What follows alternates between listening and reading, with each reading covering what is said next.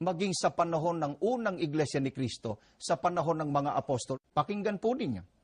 Pagkatapos, si Santiago naman ang nagsalita, "Mga kapatid, pakinggan ninyo ako, kaya't ang pasya ko'y huwag nating ligaligin ang mga hintil na lumalapit sa Diyos." Sa panahon po ng Iglesia ni Cristo noong unang siglo, ang mga Kristiyano ay sumunod at nagpasakop sa pasya ng kanilang namamahala. Ang tagapamahalang pangkalahatan noon, noong panahon ng mga apostol, ay si Apostol Santiago. Teka po muna, nasaan po doon yung freedom ng mga kapatid para ipaglaban yung kung sino ang choice nilang iboto?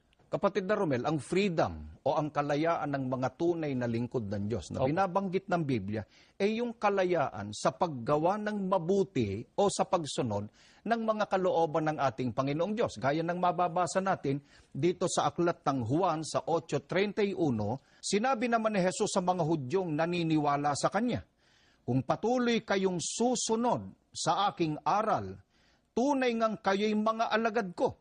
Makikilala ninyo ang katotohanan at ang katotohanan ang magpapalaya sa inyo." Sa makatwid, ang mga tunay na malaya, kapatid na Romel, ay yung sumusunod sa mga kalooban ng ating Panginoong Diyos at ng ating Panginoong Hesukristo.